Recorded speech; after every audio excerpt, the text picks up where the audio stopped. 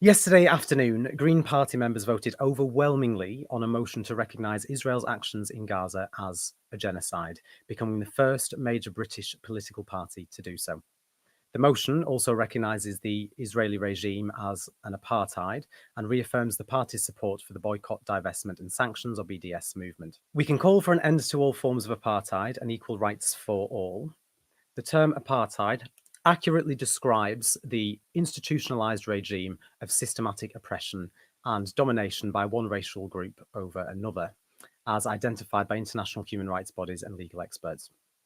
The motion goes on to say, as of 2024, the systematic violence and restrictions on Palestinians meets the criteria for genocide. This motion ensures our positions comply with international law and our commitment to justice and human rights. And on BDS, it states, we affirm our commitment to explicitly supporting BDS in our internal and external communications going forward. Supporting the BDS movement is essential to holding Israel accountable, to supporting Palestinians' rights to and to supporting Palestinians' rights to equality and self-determination, and to demonstrating that our support as a nation is not performative and Israel should not be able to profit from its apartheid regime or its unlawful occupation of Palestinian land. Now, before the vote, I spoke with Green Councillor Shabir Fazal and member of Muslim Greens, who told me why he believed it was important that the membership supported the motion. So we've got a really important motion coming up on Palestine and Gaza. The Green Party's got a great story to tell in terms of its principles stand on Gaza. It's always supported the people of Palestine for the last 30 years. My only issue with it, it's not been loud enough. And, you know, they've been suffering for 10 months, 40,000 people have died, 16,000 children, all schools have been destroyed, the university has been destroyed, the hospitals have been destroyed. So the motion is really about making sure that the Green Party is front and centre and calling it what it is, calling it a genocide, calling it apartheid, calling it war crimes, and asking our government to stand strong with the people of Palestine, abide by international humanitarian law, abide by the judgments of the ICJ, abide by the judgments of the ICC, so that people are very clear that the Green Party is on the side of justice, on the side of what's right. And in this instance, that's being on the side of Palestine and Palestinian people and standing in solidarity with them. And the great thing is that I've just met so many people from all communities who are 100% behind that. So we're very confident that motion is going to get carried, and it will mean that the Green Party is the only party that is standing up and saying, yeah, this is a genocide, no questions, no ifs, no buts. That's what's happening. It needs to stop. We need an immediate ceasefire. We need sanctions. We need an end to arms sales to Israel. We need economic sanctions, political sanctions, and we need our government to start abiding by humanitarian law and, you know, start off by stopping selling weapons to Israel and to any other country that's committing genocide or killing innocent civilians. Now, I voted for this motion, and I'm delighted, of course, that it is passed. In the room, however, there were a small handful of people who were opposed to the motion. One speaker put forward the argument that it was irresponsible for the party to adopt in policy the terms apartheid and genocide, especially when the latter has not been declared officially by international courts. They also objected to the use of the term regime to describe the Israeli government, stating that we would not refer to any other democratically elected government this way. Another speaker argued that the motion should have focused on how we achieve peace rather than doubling down on definitions. Now, Helena, I want to get your reaction to this. A step in the right direction for a major political party to take, or an irresponsible move that should have been handled differently? Now, broadly, I think that the important part of this motion wasn't necessarily quibbling around terminology like genocide, because, of course, the legal definition, as one of the objectors said, hasn't necessarily been adjudicated as such, although I do agree with people like one of the former heads of Human Rights Watch who has called it thus. They were someone who was reticent to call it genocide beforehand, and then after reviewing the evidence, they said that they believe it to be so. And we've seen people who were interviewed, foreign policy experts, by the Brookings Institute, which is a centrist institute. Let's be real. This isn't some kind of third worldist place. The Brookings Institute, most people who they interviewed said that it was genocide or close to, or something like that. So whether we quibble around the terminology isn't really what's important to me. The adherence to international law and the adherence to actually believing in the so-called rules-based order that we purport to uphold when we don't is what's important to me. And the condemnation of Israel as an apartheid state and the description of the government as a regime, which may be democratically elected by the people of Israel proper, has never ever been democratically elected at all by the people of the West Bank, who they illegally occupy and continue to illegally annex. This is what's important to me. It's the broad position that the country takes with regards to international matters and geopolitics, regardless of what's happened specifically since October the 7th, in terms of how Israel have campaigned in their war in Gaza, is actually about our position as a country. Do we or do we not stand against the continuation of the occupation of Palestine, which we haven't categorically as a country have categorically supported Israel in its annexation. We may sometimes do performative gestures such as sanction the actions of illegal settlers in the West Bank very recently as such. Remember, these things have been going on for half a century. How long has it taken our government or any government of ours to properly condemn the annexation of the West Bank? Well, of course it hasn't. We have continued to sell arms to these people whilst they flagrantly violate international law. And you can talk about whether or not we should be calling it genocide without it having been officially adjudicated by the ICJ. It's officially adjudicated to be an apartheid state. It's officially adjudicated that the occupation is illegal, something that we've basically known without official adjudication for the last 50 years. And now with that officially being called out by the ICJ, it fundamentally to ensure that international law is upheld, that justice is done in Palestine, and to be able to put pressure on an Israeli regime that's been given too much lenience for too long in terms of its annexation and its occupation of Palestine, we as a country have to stand up where other countries in Europe, countries in Latin America, countries across the global south have all done to accurately call out Israel for the illegal occupier that it is, and to formally change our political relationship with the state until it ends that, is what is most important about this motion to me. Of course, we oppose the complicity of the UK in war crimes by selling weapons to Israel that they have used to commit war crimes. That is something that we have seen and has been officially told to by the government. Essentially, since February, David Cameron never released the information. We now know that when he said that he couldn't remember if papers had been given to him, and he was been speaking about this in the select committee, we now know that this is all a crock of shit. We all now know from the information that's been used to suspend a very small number of arms licenses that this has been the case since February. So important parts of the motion, such as how we actually deal with policy, are really perfectly in the right place to me, whereas arguments about terminology are less important as far as I'm concerned. Yeah, no, I mean, I do completely agree with you. And as you've already mentioned, the ICJ, so he ruled earlier in the year that Palestinians had plausible rights to protection from genocide.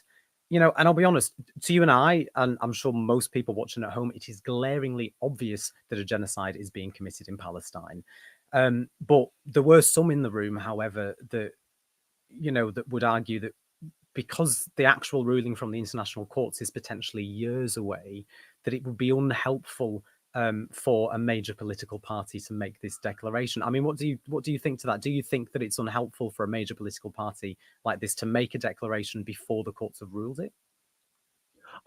I have some sympathy with this argument. I have some sympathy that you can't. I mean, regardless of whether what we think is going on, of course, when you're dealing with the chicanery of parliamentary politics, making sure that you stick within what official guideline or official rulings have said is a way in which that you can avoid getting stuck in the weeds of discussions, as I said, around definitions, which can mean different things to different people unless you have some kind of official body to be able to appeal to the authority of. Whereas, of course, then what's going to happen is instead of actually looking at what I previously discussed as the meat of the issue, which is our country's relationship with what is an apartheid state, everybody admits that nowadays the way in which we treated South Africa up until we cut ties with them to try and force them outside of apartheid was something that we should condemn. We still condemn people like Margaret Thatcher for referring to Nelson Mandela as a terrorist. Like, that's something that we have looked back and said, well, actually, it was always would have been correct to boycott and divest from South Africa because of their apartheid. Whereas if we let ourselves get caught up in definitions and caught up in the weeds of saying, well, we think that it is, even though it hasn't been officially said so, that can lead us into discussions that we don't want to have, rather than discussions that we do want to have, which is very clear violations of international law, very clear war crimes, and very clear associations with an apartheid, an illegal apartheid state at that. And I think sometimes just naming it for what it is actually is helpful. I mean, Mothin Ali got up on stage, the Green councillor, and gave a very moving and emotional speech He has a YouTube channel around gardening, and he'd teamed up with some gardeners in Gaza, and one of the families that he was working alongside, who created this beautiful garden in Gaza, well, the garden's now been destroyed, and we're unsure whether that family is still alive. And he gave a very moving speech in conference about that, to encourage people to vote for the motion. And I think sometimes actually when you take a step back and you take a look at the real human life that is being lost by this genocide that is taking place, that actually having a party like the Greens come out and say, you know what, we're not going to hide, we are going to call it what it is, because if we name it, then we can deal with it and we can start taking proper action. While we hide behind it and we don't define it, I know you said you don't want to get bogged down on definitions, but I feel like while it's not being named for what it is, it's easier to ignore. I think you're absolutely right. Whilst people are busy trying to essentially let Israel off the hook for what it's done, using language that invokes a very, very emotional response, because dealing with the genocide and ethnic cleansing should be an emotional thing. People say, oh, we need to be dispassionate in the way in which we view politics. I'm like, no, that's not true. Emotions aren't irrational. They're a rational way of responding to things that are kind of viscerally distressing, and trying to keep emotion out of something like how we discuss the ambitions of the Israeli state, right? The reason why we use terms such as these is because this has always been the ambition of Zionism. It's always been displacement. This is how settler colonialism works. You can't be settler colonial without wanting to displace an existing population.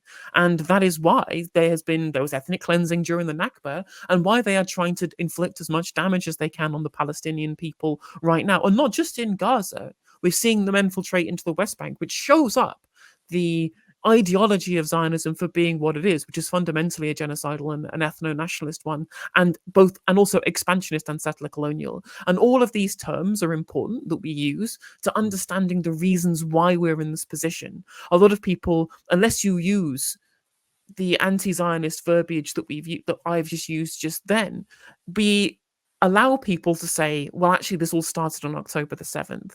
This all started because of a clash of people who just can't get on. I'm like, well, no, the reason why they can't get on is because Zionism is settler colonialism, and it's expansionist, and it is engaging in an ethnic cleansing campaign to fulfill its ultimate goal of the total ethno-state upon Judea and Samaria, as is written into the Likud manifesto. The Likud party platform is one of the inalienable right of the Jewish people to Judea and Samaria under Zionist orthodoxy. And it's adherence to that orthodoxy between the river and the sea that has led to what we've seen happen throughout Gaza and now in the West Bank over the last 10 months.